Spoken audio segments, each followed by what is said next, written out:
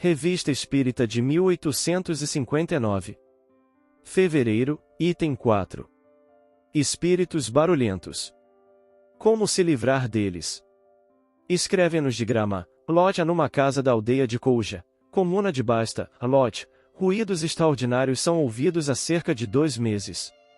A princípio eram golpes secos e muito semelhantes ao choque de uma clava no assoalho, ouvidos de todos os lados, e sob os pés, sobre a cabeça, nas portas, nos móveis, logo depois as passadas de um homem descalço e o tamborilar de dedos nas vidraças. Os moradores da casa ficaram amedrontados e mandaram rezar missas. A população, inquieta, se dirigia à aldeia e ouvia. A polícia interveio e realizou vários inquéritos, mas o barulho aumentou. Em breve as portas eram abertas, os objetos derrubados, as cadeiras arremessadas contra a escada, os móveis transportados do andar inferior para o sótão. Tudo quanto relato, atestado por grande número de pessoas, se passou em pleno dia. A casa não é um casebre antigo, sombrio e enegrecido, cujo aspecto faz sonhar com fantasmas. Trata-se de uma casa recentemente construída e risonha. Os proprietários são boas pessoas, incapazes de querer enganar e morrem de medo. Entretanto, muitas vezes pensam que ali nada existe de sobrenatural, procurando explicar tudo quanto se passa de extraordinário, pela física ou pelas más intenções, que atribuem aos moradores da casa. Eu, que vi e acreditei, resolvi dirigir-me a vós para saber quais são os espíritos que fazem esse barulho e conhecer o meio, caso exista, de os silenciar. É um serviço que prestaríeis a essa boa gente, etc.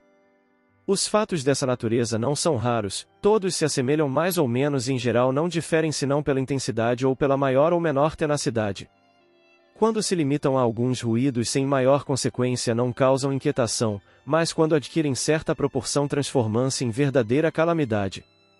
Pergunta nosso honrado correspondente quais são os espíritos que fazem esse barulho. A resposta não deixa dúvida: os espíritos de ordem muito inferior são os únicos culpados. Os espíritos superiores, assim como entre nós os homens graves e sérios, não se divertem em fazer algazarra.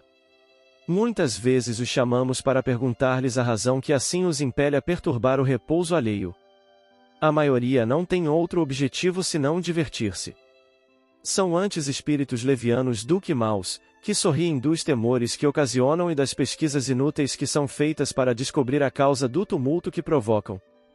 Frequentemente se obstinam junto a um indivíduo, comprazendo-se em o vexar e perseguindo-o de casa em casa. De outras vezes se vinculam a um lugar sem qualquer motivo, a não ser por capricho. Por vezes também é uma vingança que exercem, como teremos ocasião de ver.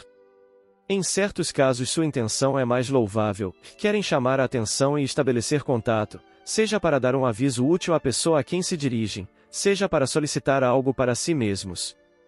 Muitas vezes presenciamos alguns deles a pedir preces, outros a solicitar o cumprimento, em seu nome, de promessas que não puderam pagar e, finalmente, no interesse de seu próprio repouso, outros querendo reparar uma ação má, cometida quando viviam entre nós.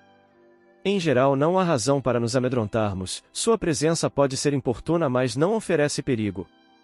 Compreende-se, aliás, que tenhamos desejo de nos desembaraçarmos deles, todavia, fazemos exatamente o contrário do que deveríamos fazer. Se são espíritos que se divertem, quanto mais levamos a coisa a sério, mais eles persistem, como crianças travessas que incomodam tanto mais quanto mais veem que nos impacientamos, e que metem medo nos pusilânimes. Se tomássemos o sábio partido de rir de suas traquinadas, acabariam por se cansar e nos deixariam em paz.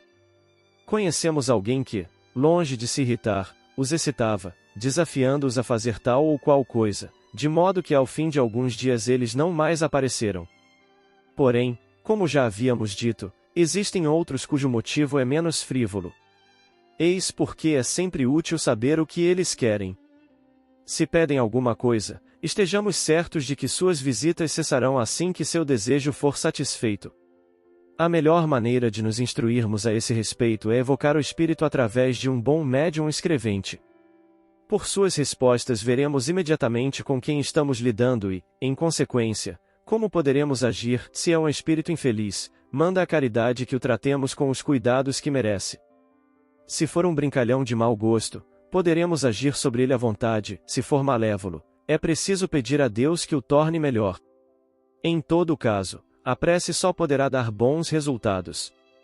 Entretanto, a gravidade das fórmulas de exorcismo os faz rir e não são levadas em nenhuma consideração.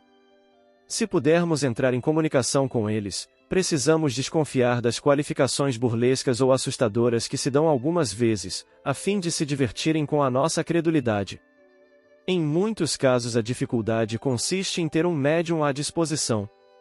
É preciso, então, que procuremos nos tornar um deles ou interrogar o espírito diretamente, de acordo com os preceitos que oferecemos em nossas instruções práticas sobre as manifestações. Esses fenômenos, embora executados por espíritos inferiores, muitas vezes são provocados por espíritos de ordem mais elevada, com o fim de nos convencer da existência de seres incorpóreos e de um poder superior ao do homem. A repercussão daí resultante, o próprio medo que causam chamam a atenção e terminarão por abrir os olhos dos mais incrédulos.